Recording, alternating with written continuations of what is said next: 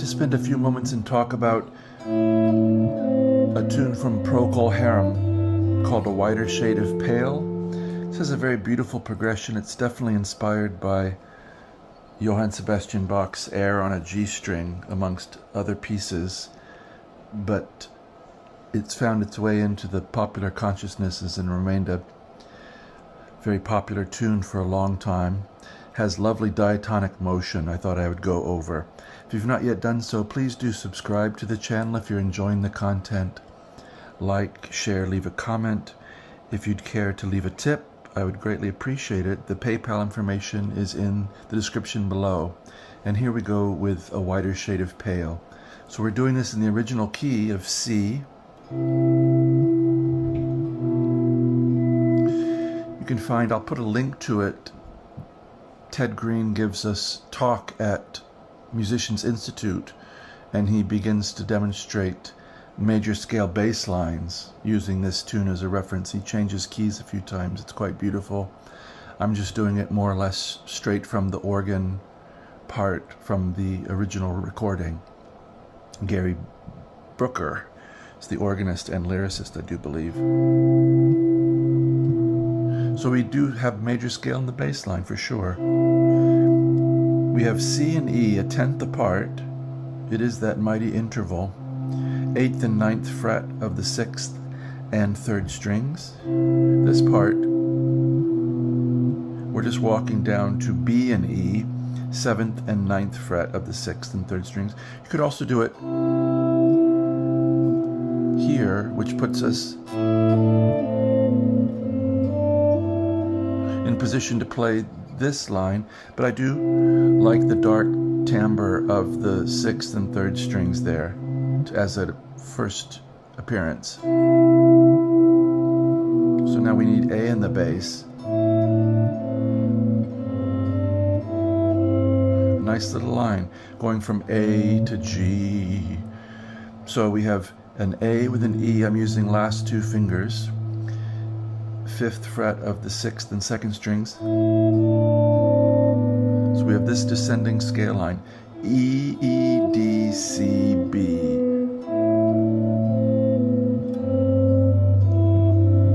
That in itself would be a great little line to work on. You could make an exercise out of it, move it through the key as we've done before. I'm trying to use hammers and pulls to de-emphasize certain beats and emphasize others.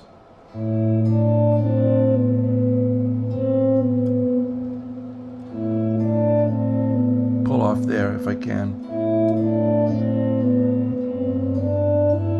Hammer there maybe.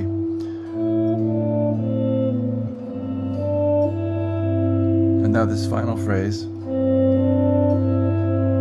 makes a little C over G.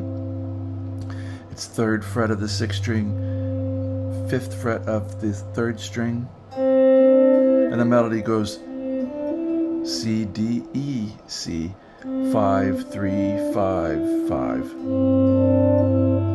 And you want to try to make these as legato and singing as you can, because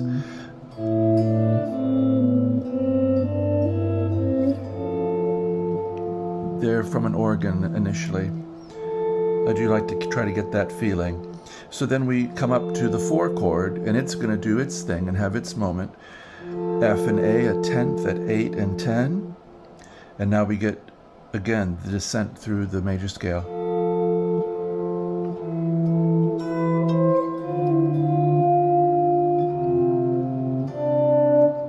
So, F and A, again, the leading tone of F is E, comes out. So F and A, 8 and 10, down to 7. Then we have to re-strike this A, and with our bar,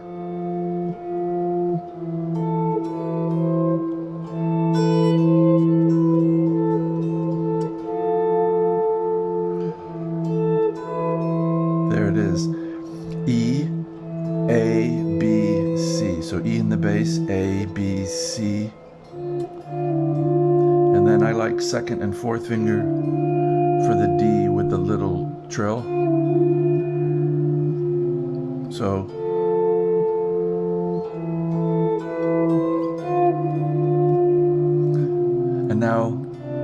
surprisingly, it's a D in the melody with C in the bass.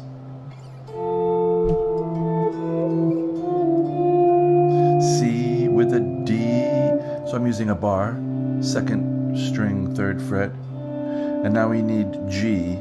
So likewise we had F, now we have G.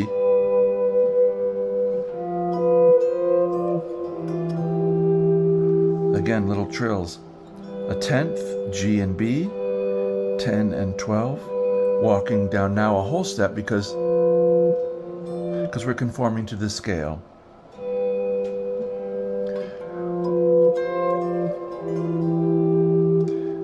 G and B, here's F with a B, C, D.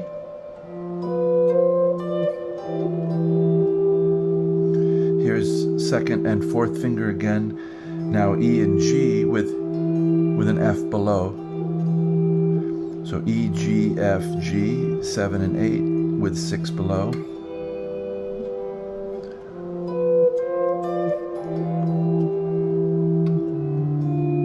Now this very nice little turnaround. D with an F in the melody. I think the entrance is staggered.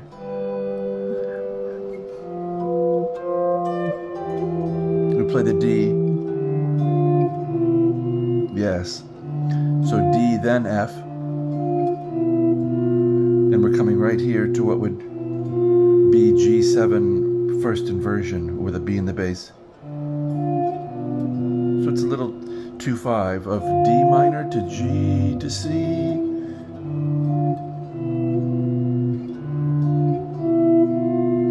So B and E, 7 and 9. On the 6th and 3rd strings, rising up to F at the 10th fret of the 3rd string. And now we need to turn around. Now we have a 4-3 suspension resolving here in C.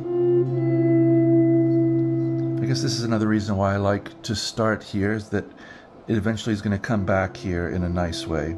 There are other fingerings we could use, but these are the ones that I've found have given me the most legato.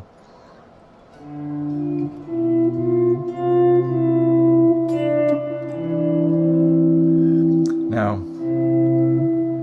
so 4-3, 8, 10, 9. This is a really nice thing. We're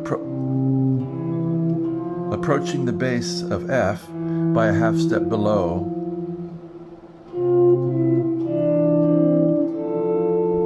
That is more or less the line motion from the bass and the melody and the organ part. So that in itself is a whole little exercise you could do.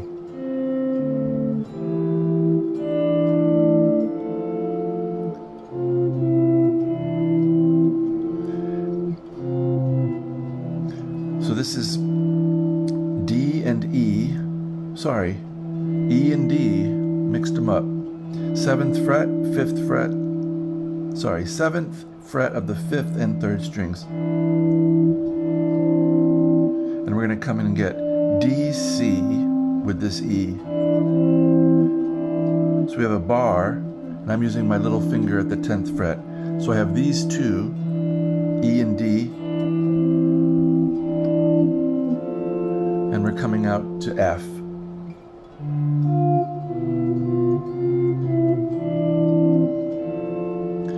Now I want to be conscious here of using my 2nd finger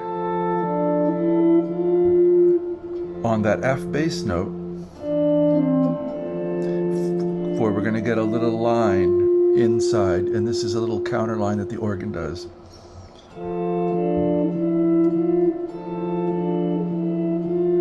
So we have a 10th, F and A, 2nd and 4th fingers, and our inner line is D, E, F. I think we can let off that A for a second because this line masks the fact that it's not there anymore. And then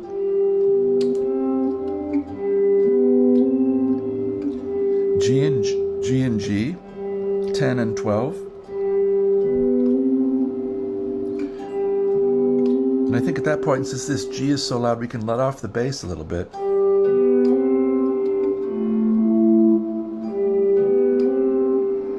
And get this sound of a fourth here coming up. So G and G, 10 and 12, with, again, second finger and fourth finger, because we have this inner line that's quite nice. 9, 10, 12, B, C, D. And you could make a whole exercise out of that. Take it up through the key, up and down, modulate. These are all things you should be doing if you're interested. Now, first inversion F, and I'm keeping the bass in this register because I think that's where it is on the recording with the organ. So we had G. Now this beautiful first inversion F chord. A with an F, 12 and 10. We back up to 9.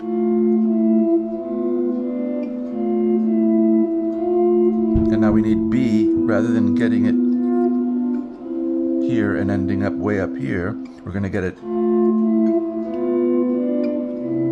there. A and F, E, and now B and F are a little tritone, that means G7. And we're coming off F to D, all chord tones, the third, flat 7 and 5th of G. But it's not heavy with the G in the bass, it's just like a little prayer coming up. B and F, 9 and 10. Down to 7th fret. And then the vocal starts, and we're back in it.